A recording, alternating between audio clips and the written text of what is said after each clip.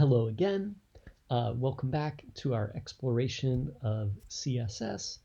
And in this video, what I'd like to do is add a fancy switch to our styles, right? So far we've got this close button here. This is a regular button. We can put some styles on that. And this is what we're going to build in this video. So I have a switch here. And you can see it's got a little bit of an animation. This is kind of active and that's not active, right? So how are we going to build this, right? So let's talk about that. So we see how it works there. What is this, right? This is the code that I have here. Let's build it again from scratch. So I'm going to delete all this, right? And then let's put a comment here, switch, okay? And so our code's going to go below here. And how are we gonna do this? Well, we're gonna start with this markup, okay? So I've got an input followed by a label. Now, ideally, what I'd like to do is I'd like to do it as a label that was the parent of an input, but just using pure CSS without any JavaScript, this is not possible at the time that I made this, or at least I couldn't figure it out. I really wanted to do this. This was the best I could come up with right now, though, was putting the input first. Okay, so this this works because we have the plus sign, which is I think it's like the adjacent sibling combinator is what they call it. So it means the sibling tag that comes right after, right? So if we have the input here, then followed by the label, then we can style the label, hide the input, and then this label can control what happens here, or I mean that the input can control what happens on the following label, okay? For this to work though, we need to start with the input tag, and then it's going to be type checkbox for us, and we're going to give it an ID. So the ID can be any name you want. I use the name Checky, okay, but you could name it anything you like. And then the label right here, to associate it with the input, I gave it 4, and then I matched the ID name, right? So this is going to be 4 Checky, right? So I can put this here. This could be like, you know, receive emails, right? And this would be receive emails, right? Or whatever you're going to put, but these have to match, okay? So let's try that out. So you can see here, like if I put something inside the label, like hi, like this, then since I have the 4 here, clicking on hi activates the checkbox, right? So I can click on the label and it activates the checkbox. We're going to leave this empty though, okay? So I don't have anything here. Let's get started styling. So I'm going to go up to my styles here and let's style our checkbox first. So I'm going to say input type equals checkbox, right? And we can hide the checkbox with something like this, display none, right? So that doesn't work for us because we don't have the label, but so I'm going to leave that off there for now, okay? And now let's style the label. So I'm going to start with, you know, input type checkbox, so the same exact thing, and then I'm going to use the plus sign and say you are a label, or what I want to select, the following item that is a label with the class switch. And you'll see that I put the class name switch on the label down here, okay? So there we go. And now let's style our switch. So I'm going to give it a width of 50 pixels and a height of 30 pixels, right? So these are good round numbers. You can adjust these to taste. And then I'll give it a display of block. Okay, the label is display inline by default. And then we'll give it a background color of, I think I used DDD in my last example. So you can see here is the label right here, right? Maybe I don't need the inline, the display. I guess I do need that. Maybe I should change this. Maybe it would be better as, you know, inline block, right? So we'll do inline block there. And then I want to round the corners off. So I'm going to say border radius. Now, if we do border radius of 50%, since the height and width are different, it's going to look like an oval like this. So I'm going to have to do a border radius in pixels. So I'm going to do 30 pixels, right? And so then that kind of makes it look like that lozenge or pill shape, right? Okay, so now what I need is I need that circle that moves across here. And sadly, you can't style this thing. Okay, so and actually you can see like I can click on the label now and it activates the checkbox, right?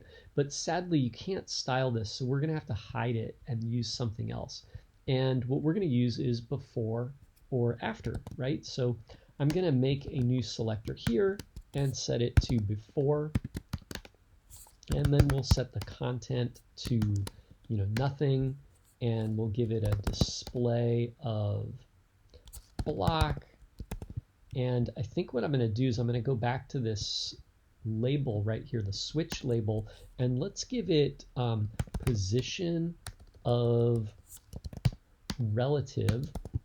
And then this guy down here is display block, and it can be position of absolute. Okay, and now let's give it something to make it visible. So let's give it a width of, now the whole switch is 30 tall, so maybe I'll leave a couple pixels on the outside, so we'll make it 26, so that I can have 2 pixels at the top and 2 pixels space at the bottom, right? And then we'll give it a height also of 26. And since the height and width are equal, we can say, border radius of 50%. And now let's give it a background color. So I'll say background color of white.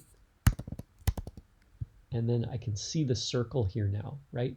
So I'll need to move it a little bit. And you could use transform and translate here, but actually left and top is going to be easier in this case. So I'll just set the left to 2 pixels and the top to 2 pixels.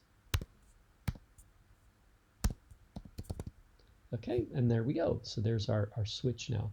And I can still click on this, right? So now we just need to know when the check mark is here, and then we're going to slide the switch to the right. Okay, when the check mark is not there, we're going to slide it to the left. So let's give this guy some motion. So I'm going to set transition to let's make it 200 milliseconds, and then let's set the checked state. So for the checked state, what I'm going to do is I'm going to copy the line here, right? Because I need the same selector, right? Except I'm going to change it a little bit. And what I'm going to do is I'm going to add on to the input right here, I'm going to say you are in the state of checked. Okay, so checked is a special property that we get, or a special pseudo selector or pseudo class that says that a check mark is, or a radio button is in the checked state. Okay, so it's in a checked state when it has the check mark in it. Okay, so if this is in the checked state, then what I want to do is I want to set the left property here to some other value.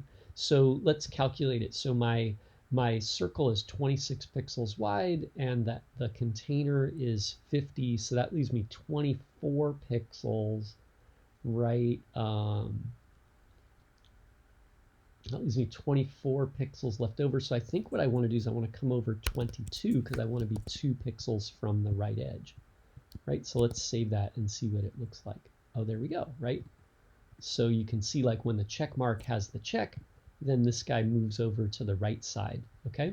So that's looking pretty good, but maybe we also want to change the background color of the switch, so it looks like it does on iOS. So let's set that up. I'm going to go to the input checkbox plus label switch over here, and let's give it a transition of 200. We'll use the same number, 200 milliseconds, right? And the background color right now is DDD, but what I'm going to do is I'm going to go down here and borrow this thing again, except I only need this part of it. So what we want to do here is we want to set a style for the label, right, when the preceding sibling is in the checked state, right, and it's a checkbox in the checked state, right? So right here we'll say your background color is going to be, and now we never use the default green color because that's like a terrible color. It's like way too bright. So we never use these colors, right? What we're going to do is we're going to get some other color. Just never go into the corner there, right? Always get like another color. Like, how about that? Right? Yeah, that's even better, right? So anyway, so there we go. We got that. And then our last step is let's just hide. I left that checkbox there. Like, we want to hide the checkbox, but I left it there to show the mechanism, like how this is working. So this checkbox is really controlling the state of the label, right? And since the label is for this checkbox, they're associated with the for attribute. Clicking the label activates the checkbox. So now we just need to hide this. So what I think I'm going to do is I'm going to go back up here and then turn that back on, right? Okay.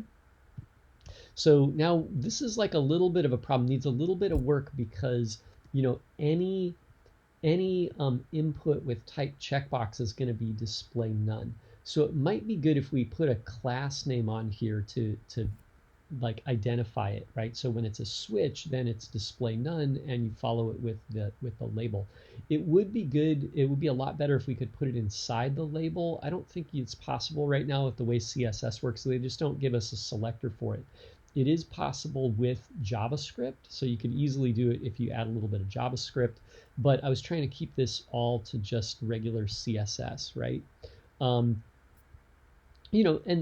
again, like this is open to interpretation too. So you could modify this. It doesn't have to look like the Apple switch. You could change it to look like anything you like, but this is just to give you some ideas and show us like, different ways to use the selectors, like this plus sign here, and the before and after, and the checked pseudo classes, right?